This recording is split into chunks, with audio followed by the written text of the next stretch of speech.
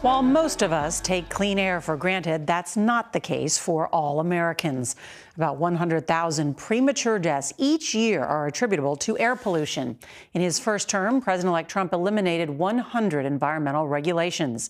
Now, as CBS's David Schechter shows us, communities at risk are worried about what can happen to their neighborhoods when there's a lack of oversight.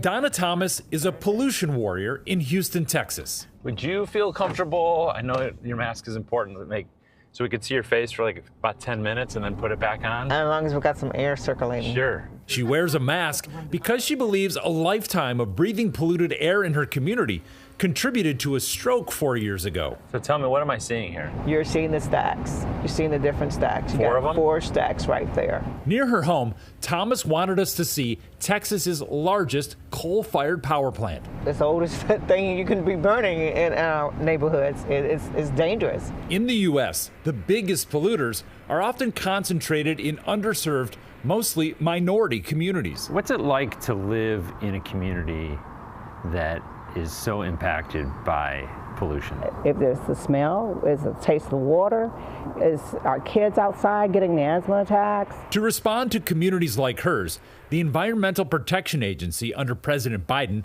created a new Office of Environmental Justice. It's staffed by 200 people and funded with more than $2.8 billion that go directly to disadvantaged, marginalized, and overpolluted communities, including support for projects that allow neighborhoods to monitor their own air quality.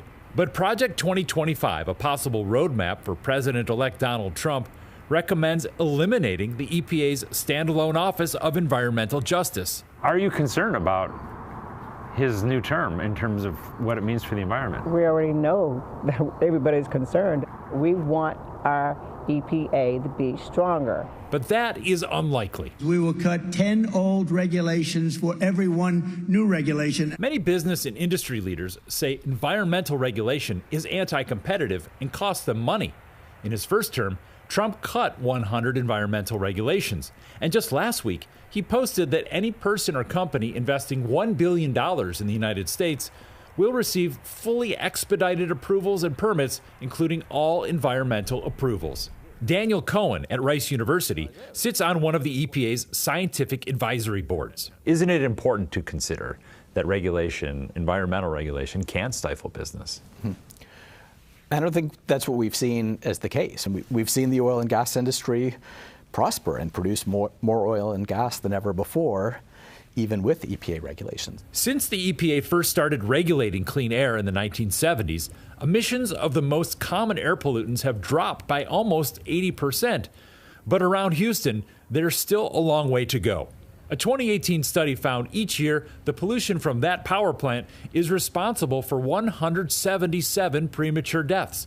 In a statement, the plant owner, NRG, wrote, "We have a strict policy of complying with all environmental rules and regulations and are proud of our environmental record." Whether you're Democrat or Republican, you should be protected from all the environmental issues, but you're not, because there's no justice out here for people. And she's concerned over the next 4 years, environmental regulation and enforcement will be harder to come by.